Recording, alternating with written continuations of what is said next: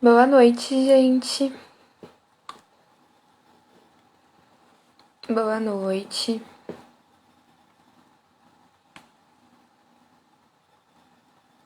Boa noite.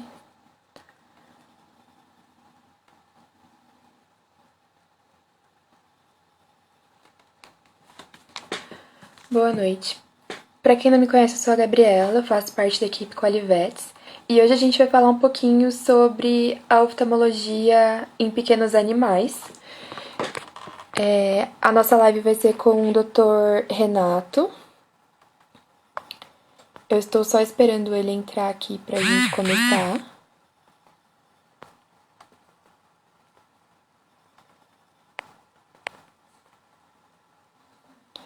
Boa noite.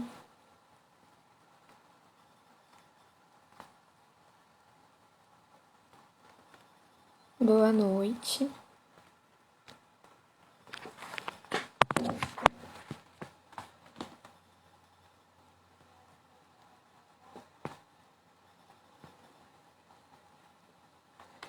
Boa noite, gente. Como eu tava falando, a gente vai ter uma live hoje super legal com o Dr. Renato. A gente vai falar sobre oftalmologia em pequenos animais. A gente vai falar um pouquinho sobre a rotina de exames na clínica, como é feita. A gente vai falar sobre olho seco, sobre doenças que podem acarretar em algum prejuízo aos olhos. A gente vai falar um pouquinho de cada coisa. Vocês podem fazer as perguntas, a gente vai responder todas elas no final. Ó, o Dr. Renato entrou, vou convidar ele.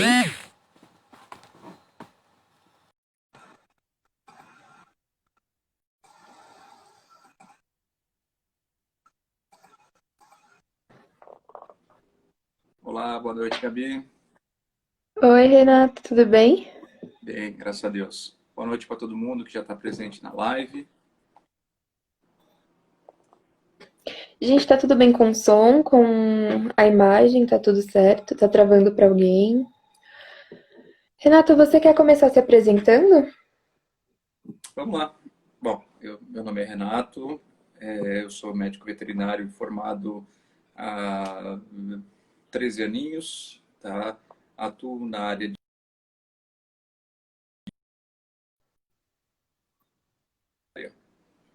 ah, eu atuo exclusivamente em São Paulo, em clínicas veterinárias particulares e também faço monitoria na Faculdade Qualitas, um instituto de pós-graduação, tá? Eu acho que é isso. É apresentação simples, não tem muito o que falar. O importante é o nosso tratamento hoje em dia específico para olhos. A gente trabalha bastante com oftalmologia. Eu particularmente trabalho com cães e gatos e também atuando em área de grandes animais na parte de oftalmologia, como cavalos, bois. Hoje também tem uma demanda muito grande para esse tipo de animais. Mas mais especificamente aqui em São Paulo, a gente trabalha sempre com cães e gatos. Legal. Nos últimos anos, a oftalmologia vem crescendo bastante e a gente vê que a rotina clínica da oftalmo também vem sendo mais procurada. Como acontece, como é feito o exame, como é a rotina com o animal? Sem dúvida, Gabi. Assim, devido até a quantidade de animais que a gente atende das raças Shih Tzus, Lhasa Apso, Pugs, Bulldogs, tem tido um crescimento muito grande, dos proprietários adquirirem essas raças. E são raças braquicefálicas, que, para quem não sabe o que é braquicefálico, são raças de focinho bem achatadinho, curtinhos, né? E são animais que geralmente têm uma proeminência dos olhos, os olhos são mais expostos, né? Você tem aquele, a gente brinca que aqueles olhinhos mais esbugalhados, e com isso você tem alguns problemas mais comuns na esfera da oftalmologia. Claro que são animais que também apresentam alguns outros tipos de problemas de saúde, mas mais especificamente de oftalmologia, que eu acredito que sejam 90% da minha rotina de casos clínicos, são animais dessa raça. Legal. E quando chega um animal para você na clínica, como você faz esse exame primeiro, assim? Basicamente, assim, a gente tem uma sequência de exame clínico, tá? Independente de qual o motivo que seja da consulta, seja afecções corneanas, enfim, catarata, glaucoma, qualquer tipo de doença, a gente tem uma sequência de exame clínico, que é muito importante ser respeitado, porque a gente precisa verificar todos os parâmetros do animal em relação à oftalmologia, né, ao cuidado ocular. Basicamente, a gente tem que fazer alguns testes, que a gente passa pela neurooftalmologia. Então, a gente precisa testar todos os reflexos e respostas do olho quanto à parte neurológica. Então, basicamente, o primeiro passo é saber se o animal é visual ou não. É muito importante a gente conversar também, porque a gente não consegue quantificar quanto o paciente enxerga. É apenas se o animal enxerga ou não enxerga. Quando a gente vai no oftalmologista, a gente faz aquele teste das letrinhas, tal, para saber se o oftalmologista põe para a gente as letrinhas grandes, depois vai reduzindo com o tamanho de letrinhas pequenas, e com isso ele qualifica a nossa visão, né, e não apenas quantifica para saber se enxerga ou não. Com o nosso paciente é diferente, a gente não tem essa resposta, então a gente consegue primeiro, inicialmente, saber se o paciente enxerga ou não enxerga. A partir dessa avaliação, a gente vai para um segundo ponto, que é muito importante, principalmente nessas raças braquicefálicas, que é a questão da produção lacrimal. Hoje em dia a gente tem muitos animais com deficiência lacrimal. Então são aqueles pacientes com o olhinho bem sequinho, que acumulam ter um acúmulo de secreção ocular muito grande. Tá? Em algumas raças específicas, como o Pug, tá? Você tem associado uma segunda doença, que é a melanose de córnea. São córneas que ficam extremamente enegrecidas e fazem com que perca a visão também. Mesmo às vezes você tem todo um olho funcional, mas a primeira membrana ali, que é a córnea, que tem que ser transparente, ela acaba perdendo a transparência, né? Então, voltando à questão do exame clínico, então o próximo passo é medir a produção lacrimal, né? A partir disso, né, a gente vai aferir, isso é importante, isso é um teste extremamente importante. A gente vai para um segundo ponto, que é a biomicroscopia, onde a gente tem um instrumento chamado lâmpada de Fenda, onde a gente vai fazer uma varredura da córnea, tá? Córnea, câmara anterior, que é logo a segunda camada do olho, né? E o cristalino, onde a gente avalia se o paciente, de repente, tem uma catarata ou não. O cristalino é o segundo meio de transparência do olho. Então, se a gente começa com a córnea, que tem que ser totalmente transparente, é importante falar também que a córnea, ela tem alguns aspectos que tem que ser seguidos. A córnea, ela não pode ter vaso sanguíneo, a córnea, ela não pode ter pigmentação, tá? A córnea, ela tem que estar sempre brilhante, né? Como é o nosso olho. A gente olha para uma córnea, ela tem que brilhar e tem que ser totalmente transparente. Tá? Eu faço uma apologia a um carro, por exemplo. O vidro da frente do carro tem que ser igual à córnea, tá? Ele tem que ser totalmente transparente. Porque senão, por exemplo, se você está dirigindo e começa é como se alguém estivesse jogando um balde de terra na frente do seu carro e o vidro perde toda a transparência, você tem que botar a cabeça ali para fora para enxergar alguma coisa. Então a córnea, ela tem que ser totalmente transparente, é como se fosse um vidro, né? E existem algumas doenças que fazem com que a córnea perca essa transparência, né? Então a gente vai examinar a córnea, a câmara anterior e o cristalino, né? O cristalino também tem que ser totalmente transparente, né? Quando você tem opacificações no cristalino, você também pode perder a visão, que é o caso da catarata. Então, a partir do momento que você faz essa biomicroscopia, que é esse terceiro passo do exame oftálmico, tá? A gente vai para fazer o próximo passo, que é a tonometria. O que é a tonometria? É a medição da pressão intraocular. Para que a gente mede a pressão intraocular? A pressão intraocular é para a gente saber se tem alterações, tá, como o glaucoma. O glaucoma é comum no ser humano, e também acaba sendo comum nos cães, e muito mais agressivo do que que são nos animais, nos cães e nos gatos. Glaucoma em gato é um pouco menos comum, mas em cães acaba sendo até que bastante comum. Tá? E o glaucoma, ele cega muito rápido, tá? O glaucoma é extremamente doloroso, tá? E vai causar uma série de problemas secundários ao aumento da pressão. Então é muito importante a gente saber se a pressão está normal, se está baixa, se está alta. Então é um teste bastante importante, que infelizmente isso não é de rotina clínica dos clínicos gerais que atuam na clínica geral mesmo, né? Então, é um equipamento bem específico para a gente que trabalha com a área de oftalmologia. A partir disso que fizemos a tonometria, né, nós vamos estar fazendo o uso de... Bom, a gente vai dilatar essa vista, tá? A gente vai ampliar a pupila dos animais para que a gente consiga fazer o exame de fundo de olho. Tá? O exame de fundo de olho a gente vai fazer o quê? A verificação do cristalino para trás, que a gente chama de segmento posterior do olho, ou de câmara vítrea. Após o vítreo, a gente tem a retina. A retina é a parte nervosa do olho. É um prolongamento do sistema nervoso, né? O sistema nervoso falando do cérebro. Né? Então, a retina ela que vai processar todos os impulsos, né, que chegam visuais, né, e vai transformar isso em uma energia química, onde vai ser levado impulsos nervosos até o nosso cérebro. E aí que vai processar todas as imagens e vai retornar por um outro nervo que vai produzir a imagem para a gente. Tá? Então é muito importante a gente ver. Existem doenças, por exemplo, como o descolamento de retina, que também acontece nos seres humanos, que é uma causa muito grave, uma causa de cegueira nos animais.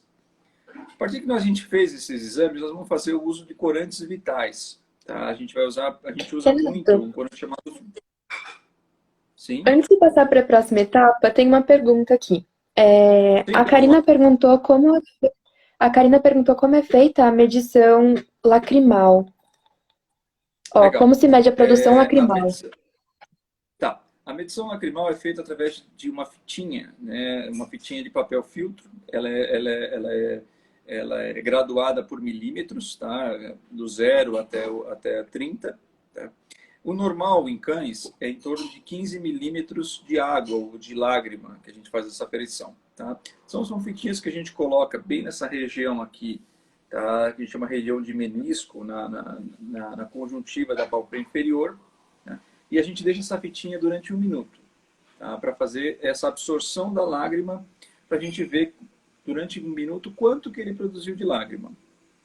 Então a gente sabe que abaixo de 15 já tem alguma alteração. Tá? Entre 10 e 15 a gente classifica como uma ceratoconjuntivite leve, de 5 a 10 moderado, e abaixo de 5 já é grave. Tá? Muitas vezes a gente já pega o paciente com um estágio grave. Tá? Então claro que fica muito mais difícil o tratamento, mas existem tratamentos diversos hoje para fazer a recuperação desse olho e voltar a ter uma produção adequada de lágrima. E por que é tão importante ter lágrima nesses animais? A lágrima faz a nutrição da córnea. Além de ela fazer uma limpeza, impedir adesão de bactérias, de sujeira, ela mantém bem limpinha a córnea para que a córnea fique nutrida e consiga desempenhar o seu papel, que é o primeiro meio de refração da luz. É por aí que a luz entra, que as imagens entram e vão sendo formadas na retina, que por consequência vão levar para o cérebro e retornar para a gente.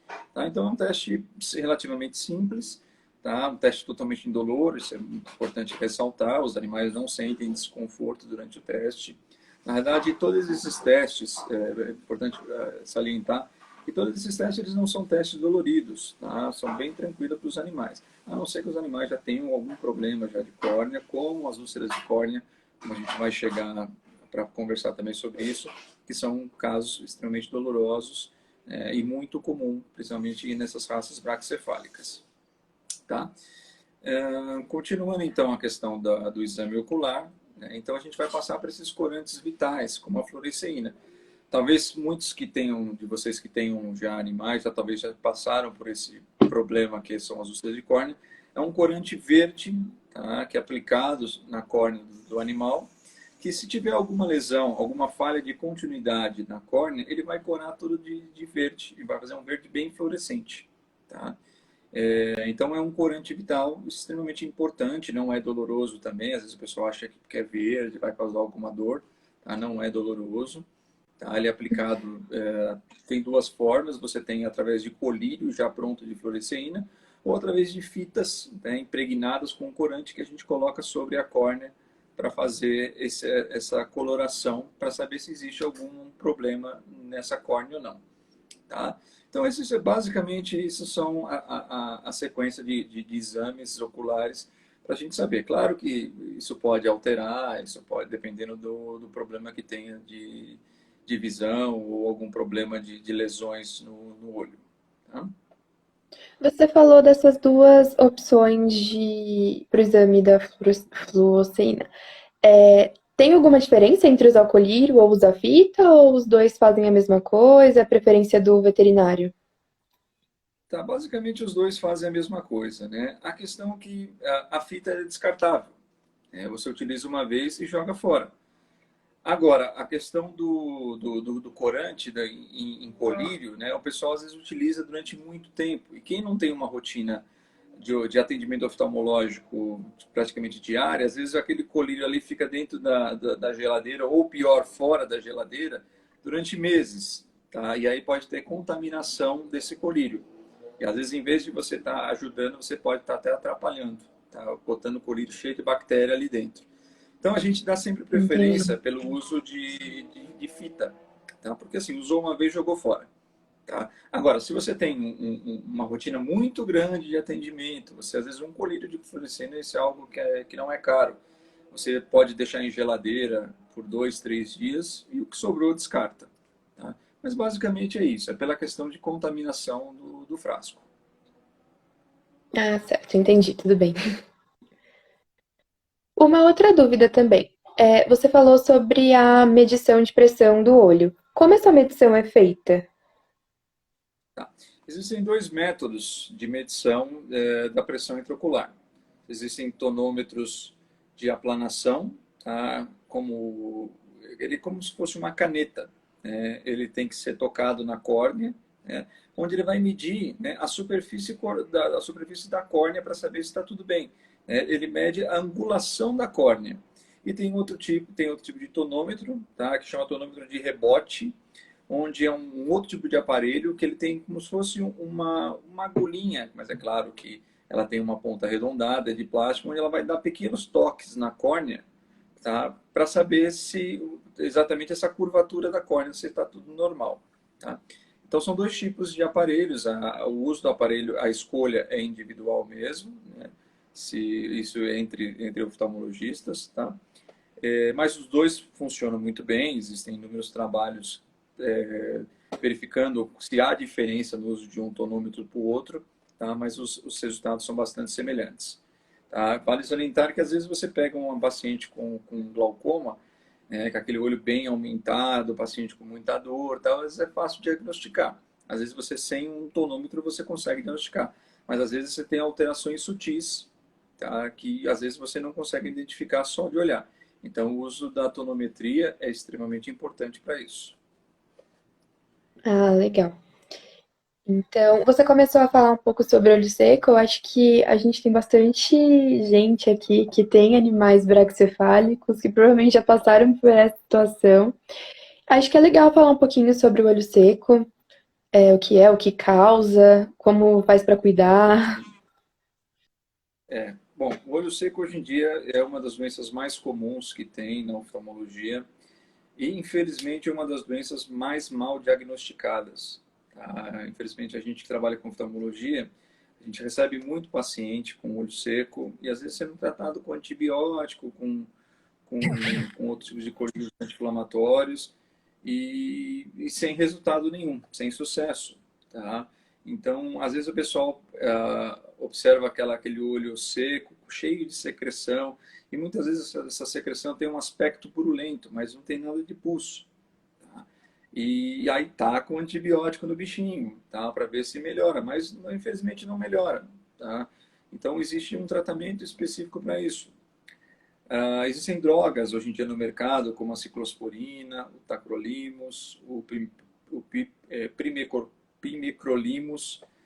São drogas para ação nas glândulas lacrimais, para que façam que elas voltem a produzir a lágrima do olho. Muito importante saber também, claro que isso é um dado mais técnico, mas saber do que é formado uma lágrima. A lágrima não é apenas água. A lágrima é formada são 3 camadas lacrimais da lágrima. Elas são formadas de mucina, de gordura e de água. Todas essas camadas elas têm que estar numa proporção adequada para que o filme lacrimal, para que a lágrima esteja saudável e possa cumprir a sua função. Tá? É muito importante saber, assim, a parte aquosa da lágrima, a parte da água da lágrima, né, ela vai produzir uma lubrificação do olho, assim como a parte da gordura, que é da parte lipídica da água, ela vai evitar que essa lágrima evapore, tá? E a parte da mucina, ela vai fazer uma adesão da lágrima na córnea. Tá? Então, qualquer falta dessas camadas vai causar um problema para o animal. Tá? Então, durante esse exame clínico, a gente vai avaliar essas 3 camadas lacrimais para saber o que está faltando. É sabido que, na maioria das vezes, o que mais falta é a camada aquosa mesmo da lágrima.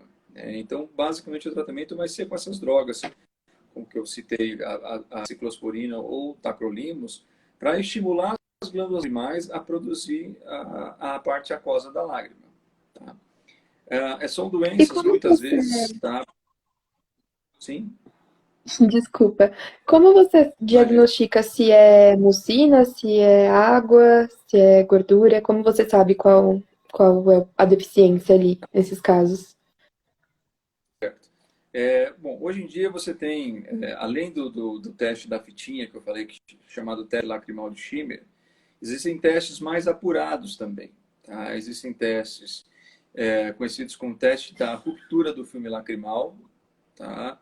Ou no inglês break-up timing, tá? Que é um teste onde a gente vai fazer, a gente aplica aquele colírio de fluorescina, aquele que deixa o olhinho verde, e a gente vai ver a partir de quanto tempo há uma quebra do filme lacrimal.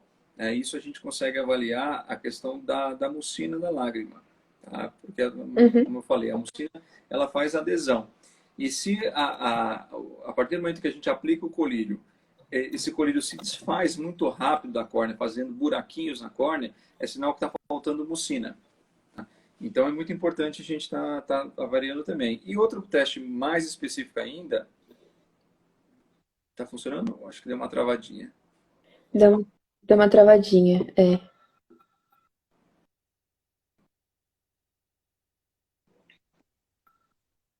Oi, acho que voltou. Voltou.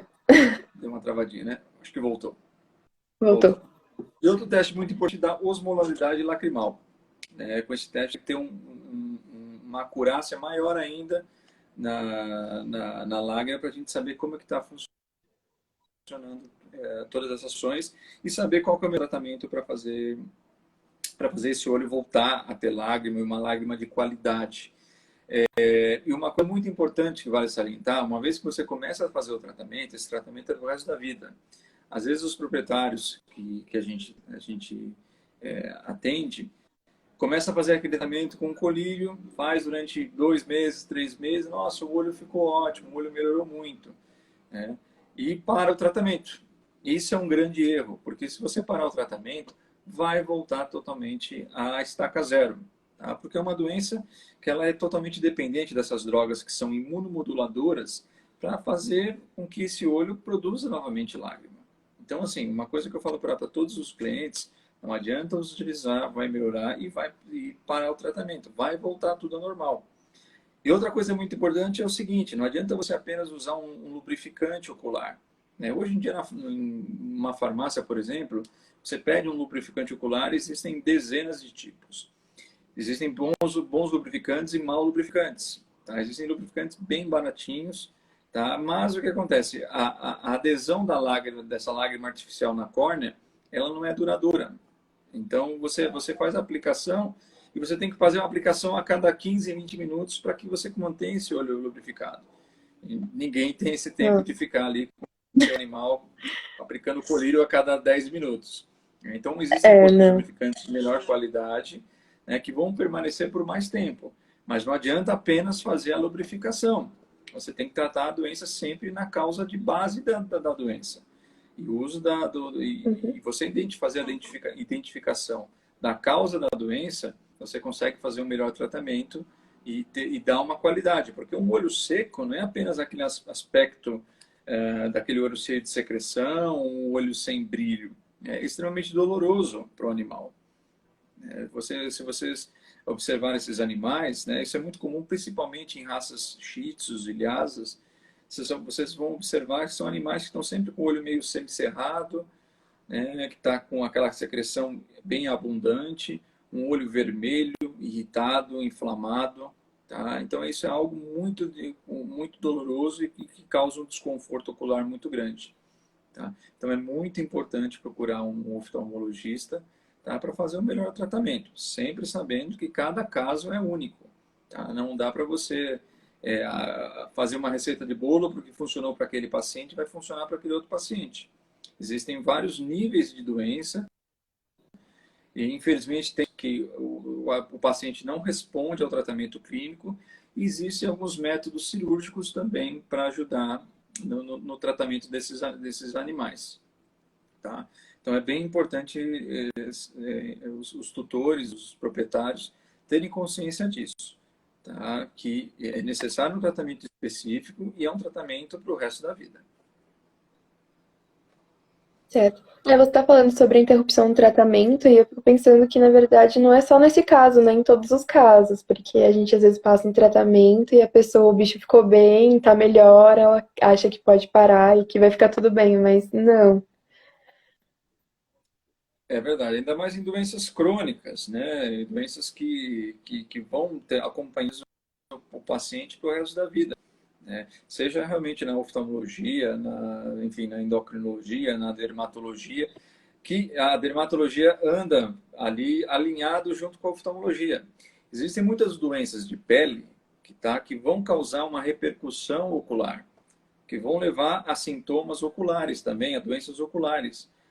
Por exemplo, uma sarna, tá? Uma demodicose, conhecida como sarna genética, tal, ela vai causar uma blefarite, uma inflamação palpebral muito grande. E se você não tem uma pálpebra saudável, adequada, você vai atrapalhar a produção normal ideal. Porque a parte gordurosa da lágrima, ela é produzida pelas pálpebras, né, por chamado glândula de Moll, Zeiss e Meibômio. Então, se você não tem uma pálpebra totalmente inflamada, tá, você não vai produzir essa camada gordurosa. Vai fazer o que vai acontecer? A lágrima não vai ter essa camada e a lágrima vai evaporar. Não adianta você ter uma quantidade ideal de lágrima, de água, porque essa lágrima ela não vai se manter na córnea porque ela vai evaporar porque não tem gordura. Então o animal também vai ter sinais de olho seco. Tá? Então é muito importante manter uma pele saudável para que também o olho fique saudável. Uma coisa muito importante também é que várias doenças sistêmicas vão causar doenças oculares também. Ou muitas vezes você descobre, às vezes, doenças sistêmicas através de uma boa avaliação ocular. Teve uma pergunta, né, Gabi, sobre doença do carrapato, né? Como é que foi a pergunta? Isso. A pergunta foi se teria como curar uma cegueira causada pela doença do carrapato. Isso é muito importante a gente entender, né, o que a doença do carrapato faz. Né? A doença do carrapato ela faz uma vasculite, que é uma inflamação dos vasos sanguíneos. E a cegueira causada por doença do carrapato, ou assim, eu falo cegueira em casos mais extremos, né? Nem sempre, né, porque você tem doença do carrapato que o paciente vai ficar cego, tá? Mas a inflamação dos vasos sanguíneos, tá, vai acarretar num processo inflamatório muito grande do olho, como uma uveíte, tá? Então, uma uveíte muito grande, um processo inflamatório muito grande, pode ter um derrame ocular com bastante sangramento no olho, pode ter doenças na retina, né, na região de coroide, que é a parte vascular do olho, onde você pode ter um derrame ocular também nessa região, você ter hemorragias.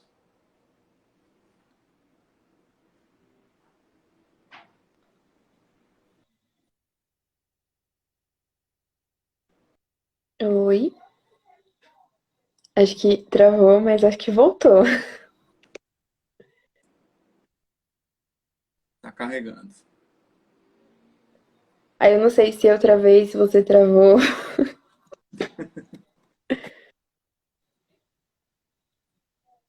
Acho que voltou. É, voltou.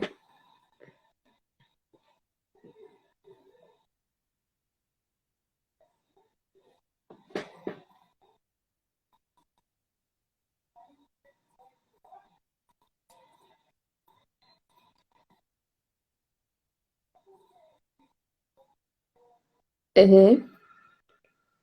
Ah, voltou agora. Certeza que voltou. Gente, tá todo mundo escutando, tá tudo bem? Hum, não. Voltou. Você me escuta?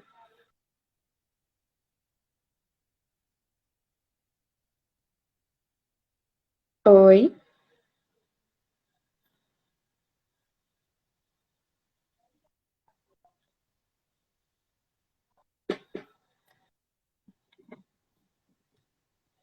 Gente, acho que o Renato saiu. Eu vou tentar chamar ele novamente.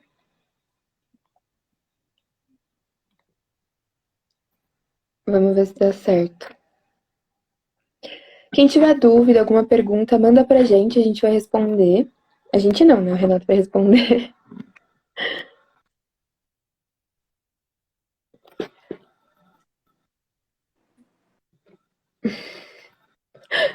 Tá travado. Voltou? Voltou, acho que voltou. Oi, voltou. Tudo certo. Tudo bem. Voltou? Tudo bem? Tá me ouvindo mesmo, né? Tá. A gente tava Então, a gente estava falando falando de sobre a questão da doença do carrapato e relação com os doença do olhos, que eu carrapato. parei. Depois travou pra mim. Certo. Vamos voltar um pouquinho, então. Então, voltando do início, a doença do carrapato ela causa uma inflamação dos vasos sanguíneos, enfim, entre várias outras alterações. E ela vai causar principalmente entre hemorragias intraoculares. Então, as hemorragias intraoculares podem causar até descolamento de retina.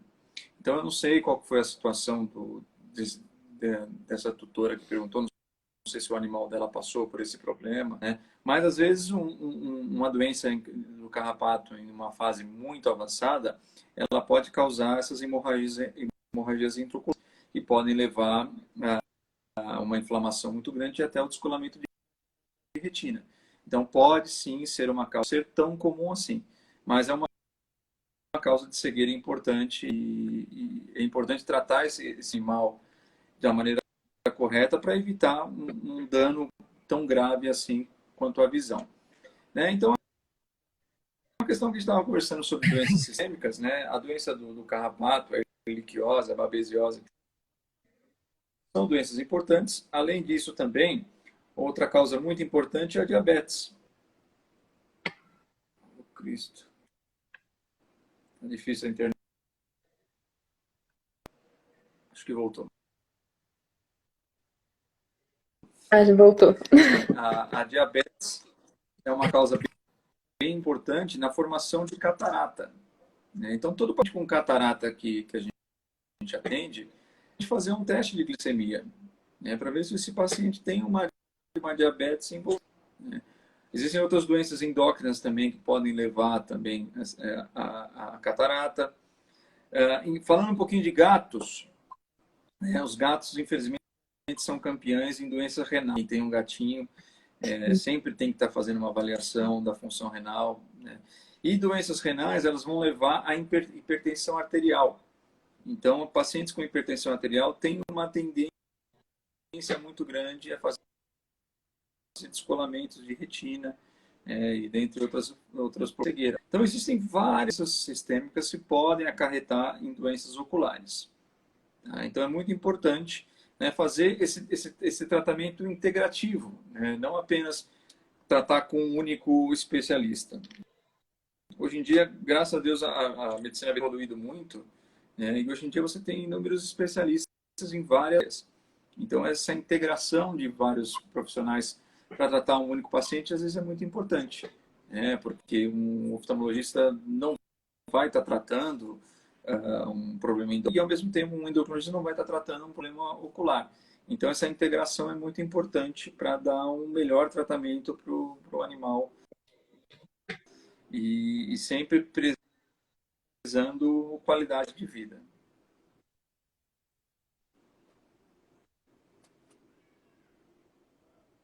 Tem mais alguma pergunta aí, Gabi? Tinha dado uma travada, desculpa. Eu tenho uma pergunta minha. É, Tá? Você falou das inflamações do, das pálpebras. É muito comum a gente ver na Da clínica faringe. também os cachorros que têm o cílio que encosta na córnea e que causa úlcera ali. Isso é bem comum na rotina ou é específico de algumas raças? E como a gente consegue tratar isso ou prevenir isso? Tá. Sim, bastante comum, né? Quando a gente vai fazer um exame ocular, é muito importante a gente saber que a gente não examina só os olhos. A gente começa também examinando as pálpebras, porque a pálpebra também faz parte de todo sistema ocular. Tá? Então, a gente avalia as pálpebras avaliando os cílios, os pelos que estão próximos ali na região da pálpebra inferior. Tá? Uma coisa muito importante que pouca gente sabe.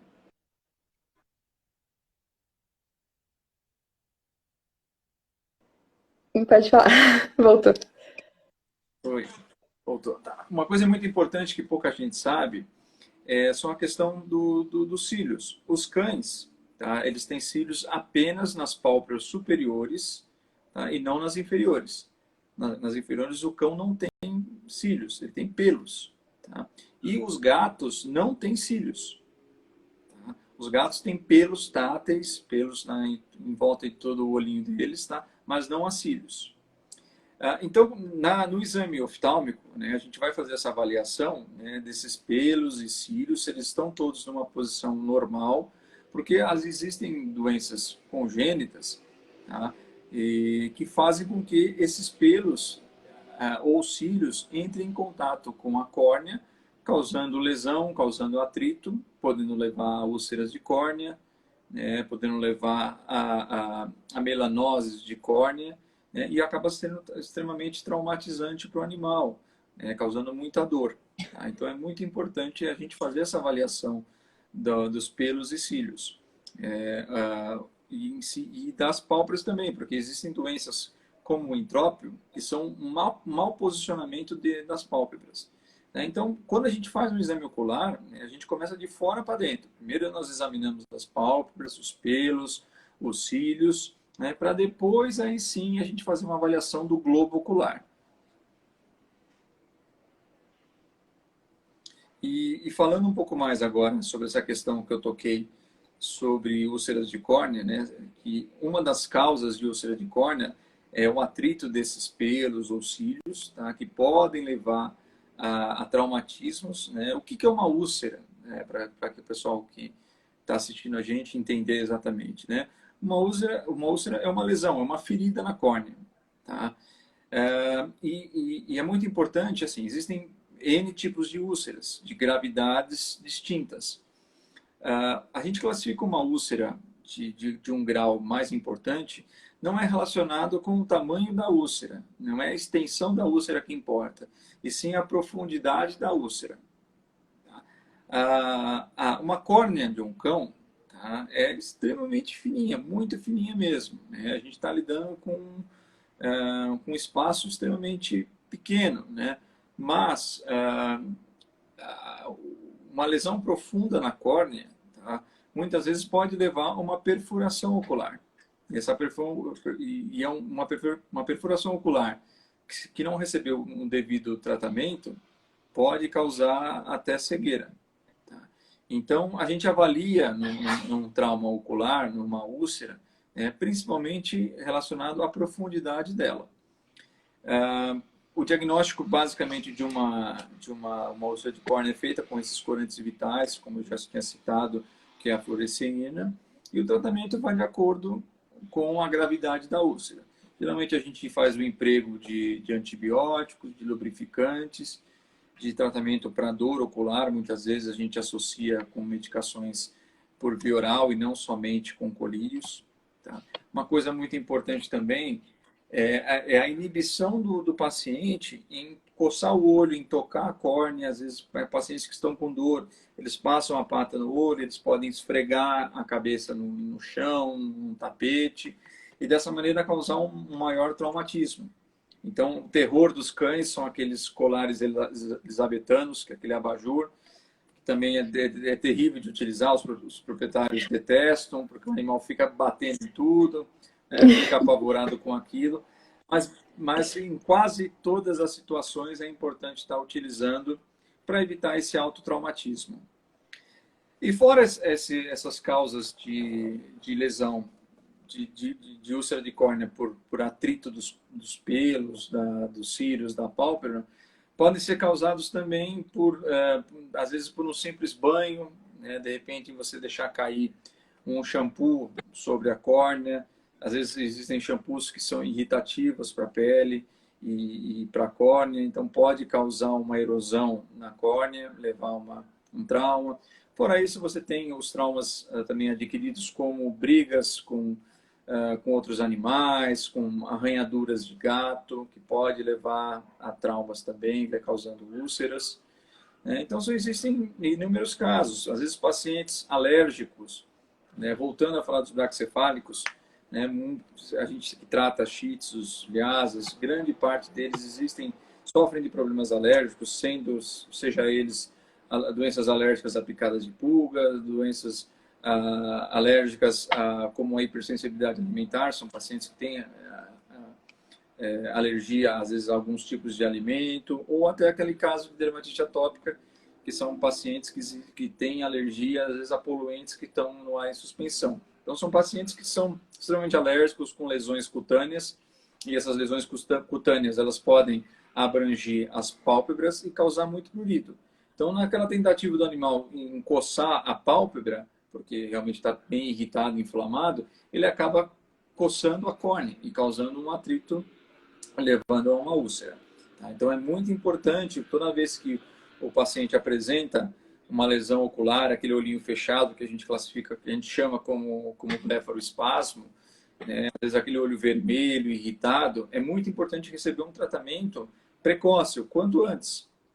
Porque uma lesão ocular, às vezes ela complica, ela piora muito em 24 horas ou 48 horas, às vezes a gente não tem mais o que fazer.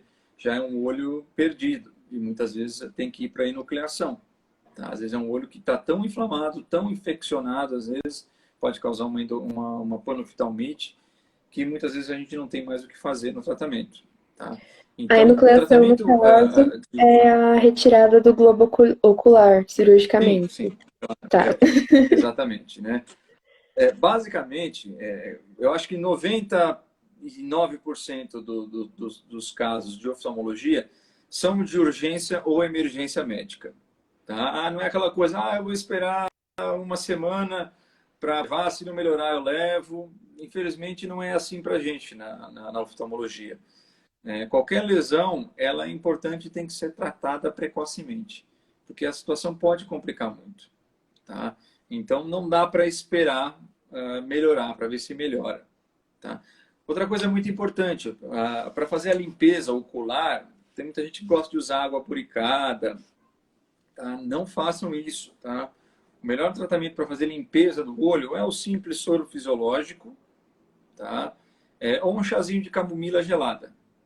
Tá? O chá de camomila gelada ele tem uma ótima ação anti-inflamatória. Nossa, chá de camomila. Então, Não faz faça um ideia. chá, de preferência com erva natural, mas é difícil conseguir.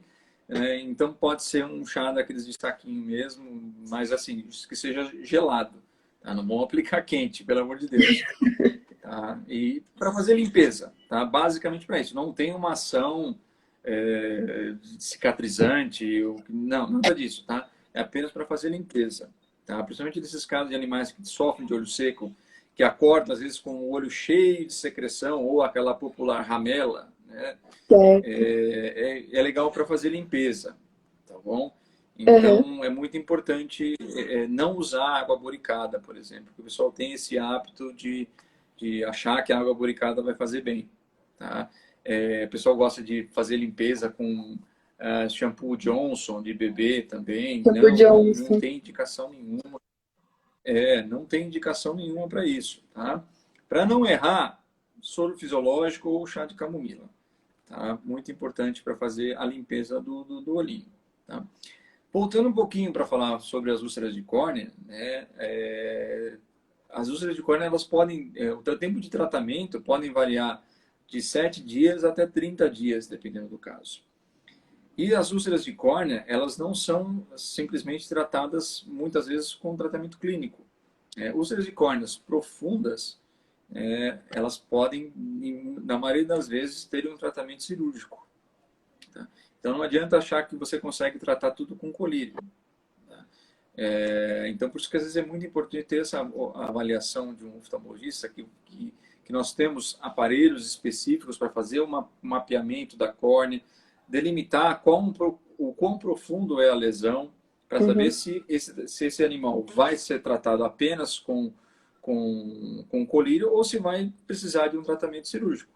Tá? Às vezes chegam pacientes que estão com lesões já crônicas, sendo tratados clinicamente apenas com colírio, que não adianta mais. Tá? Ele precisa de um tratamento cirúrgico. E aí, assim, existem inúmeras técnicas cirúrgicas para estar fazendo o tratamento. Né? Não só, eu estou falando de úlceras de córnea, né? Mas existem outras doenças de cunho ocular que precisam de um tratamento cirúrgico. Rê, deixa eu perguntar. Pessoas que têm animais braxcefálicos, que já têm toda essa predisposição de olho seco, de causar úlcera e tudo mais, tem como ter esse acompanhamento preventivo desde o início para evitar que se torne um problema muito grande? Isso acontece com frequência ou realmente é só quando já está perdendo o olho e aparece para o oftalmologista para resolver? Olha, Gabi, infelizmente a gente ainda tem essa cultura, né, de, de remediar depois do que aconteceu o negócio, né? Não é de prevenir uma doença, né? Infelizmente a gente tem essa cultura de depois que a coisa está feia, a gente procurar um atendimento. O que eu costumo falar é o seguinte, né? Quando a gente atende um filhotinho, por exemplo, até para fazer uma vacinação, cada raça existem algumas doenças que são predispostas. Tá? Existem doenças congênitas e doenças adquiridas. Então, o ideal clínico é estar conversando e falando, esse paciente ele pode ter problema ocular ou não. Né? Claro que qualquer doença pode acontecer ao longo da vida, mas existem doenças que a gente conhece que têm uma maior predisposição a certas raças. Então, é claro que é muito importante ter essa prevenção de certas doenças, né? Como, por exemplo, não dá para você prevenir uma úlcera de córnea, muitas vezes. Mas Uhum. um olho seco dá sim para você fazer uma prevenção. Claro que às vezes é difícil para um clínico geral fazer isso sem equipamentos adequados, né? Mas dá sim para um oftalmologista fazer uma prevenção de diversas doenças, né? Então é claro que, como eu falei, se você adotou, você comprou um pug, um shih tzu, um bulldog, procure sempre um oftalmologista da fase infantil do animal, né? Porque existem doenças que já são congênitas e doenças que às vezes requerem um tratamento já desde pequenininho, desde filhotinho, tá? Como um problema, como por exemplo, doenças palpebrais ou doenças dos cílios ou dos pelos que são ao redor dos olhos. Então existem doenças bem específicas que você já pode sim detectar precocemente e fazendo com que o animal tenha uma vida melhor, uma vida mais confortável, sem dor. Vale salientar que essas doenças, muitas vezes, elas não têm momento para acontecer. Você tem pacientes super jovens já com doenças de olho seco. E em outros casos, animais que depois de 7, 10 anos vêm a desenvolver. Tá? Então não existe um tempo, vai acontecer depois de tal idade, isso não existe. Eu já atendi pacientes com 2 meses, 3 meses, com úlceras de córnea, né, causadas por doenças já congênitas. São pacientes com malformações palpebrais ou de cílios, causando doença. Tá? Então, assim, não existe uma idade para acontecer esse tipo de doença. Tá? Então, sim, a avaliação precoce, às vezes, ela é necessária. Certo. E a prevenção para, por exemplo, uma catarata ou existe? Tem como? É, sim, não, a catarata não existe prevenção. Uma coisa muito importante, Não existe tratamento clínico para catarata. Tá? Existem alguns colírios aí dizendo que previne catarata, ou que trata catarata, blá, blá, blá, blá, blá, e não existe. Tá? Não, se você tem um animal com catarata e for no veterinário, e, sei lá, ou no balcão do pet shop e te oferecerem um colírio para catarata, não comprem. Isso é besteira, você vai estar jogando dinheiro fora. Tá? Se existisse o colírio para catarata, o ser humano não operaria de catarata, por exemplo. Tá? Então, não existe um colírio milagroso para catarata. Catarata pode acontecer em qualquer fase da vida também. Né? Existem casos de pacientes que já desenvolvem catarata ou até nascem com catarata, tá? Desde cedo, e pacientes que vão desenvolver tardiamente, depois de velhinho e tal. E nem tudo é catarata. Tá? Existe uma doença muito semelhante, quer dizer, semelhante, não tem nada de semelhante. Às vezes o aspecto, para quem está olhando de fora, até parece, que é a esclerose de cristalino. É um processo fisiológico, fica um olho meio cinza, meio azulado, né? Eu falo na região da pupila, não da córnea, tá? Que mimetiza uma catarata, só que o paciente não perde a visão. Tá? Hoje mesmo eu atendi um paciente, né, onde o proprietário tinha certeza que era catarata, né, mas não é catarata. Né? E muitas vezes, se você não tem o equipamento necessário, você pode diagnosticar de forma errada. Tá? Então, catarata é uma coisa, esclerose cristalina é outra. Tá? Então, é importante ter uma avaliação de um oftalmologista sempre para poder diferenciar. Tá? Então, e a catarata, como eu falei, ela pode ter em qualquer fase da vida. E ela pode ser de causa primária ou de causa secundária, por exemplo, como a diabetes, tá? Que pode levar à catarata. Certo. E para a esclerose, tem uma forma de prevenção ou também é como a catarata e não tem o que fazer? Não, a esclerose ele não tem uma forma de prevenção. A esclerose é a idade. Tá? Pacientes acima de 7 anos já podem desenvolver algum nível de esclerose de cristalino, né? Que é a lente, que é a mesma lente que pode levar a catarata, né? Mas não existe um tratamento preventivo e também não existe tratamento para a esclerose. É um fator muito importante em dizer. Tá? Não tem o que passar. Às vezes o proprietário vai para o consultório devido a isso e ele espera que a gente passe alguma coisa. Não. É um processo que não vai piorar, não vai evoluir, não vai fazer, não é uma causa de perda de visão, tá? Mas não tem tratamento também. Tá? Mas é muito importante a avaliação de um oftalmologista para diferenciar de uma catarata. Como falei, a catarata, sim, ela tem um tratamento cirúrgico, tá? E apenas cirúrgico. Certo. Gente, mais alguém tem alguma pergunta? Eu vi que Querem. o pessoal tinha bastante algumas perguntinhas ali no chat. Dá uma Ah, olhadinha do aí. chá de camomila. Tem gente perguntando como usa o chá de camomila. Se pinga no olho, se molha na Tá. gaze e passa. Sim, sim, legal. Boa pergunta. Eu geralmente converso com os meus clientes, né? Faz um chazinho ali, põe numa garrafinha, deixa na geladeira. Tá? A partir do momento que toda vez que você precisar lavar, você pode molhar num algodão, numa gaze, tá? E aplicar sobre o olho, né? Pingando gotinhas sobre o olho. Ou então você pode umedecer uma gaze, deixar ela bem ensopadinha e passar sobre o olho, tá? Fazendo com que remova todas as sujidades. Sim, pode tocar no olho, é para olho mesmo, tá? Claro que utilizem uma água filtrada, tá? Vocês vão ferver de qualquer forma, né? Para fazer o chá, né? Mas Certo. pode passar no olho, pode fazer limpeza da pálpebra. Uma coisa que eu não recomendo é o uso de algodão para fazer limpeza das pálpebras ou do olho. O algodão ele se desfaz, ele solta uns fiapinhos que podem causar uma irritação. Então sempre utilizem gaze. Tá? Compre em farmácia gaze, que ela é bem juntinha, né? Ela não vai ficar se desfazendo para poder fazer a limpeza. Tá? Eu acho que dessa forma vocês vão conseguir fazer a limpeza adequada dos seus animais. Certo. Rê, a gente tá com o tempo já no finalzinho, acabando. Eu queria agradecer muito a sua Passou rápido. participação aqui. Passou muito rápido, eu achei. Olha, foi muito rápido. A gente acabou de começar a conversar. Mas a gente É queria isso aí. agradecer muito a sua participação. Você está aqui dando várias dicas pra gente, esclarecendo um pouquinho mais sobre a oftalmologia veterinária, que por mais que já esteja aqui há algum tempo, tá bem alta hoje, as pessoas estão procurando mais, tem várias dúvidas. Obrigada. Que bom.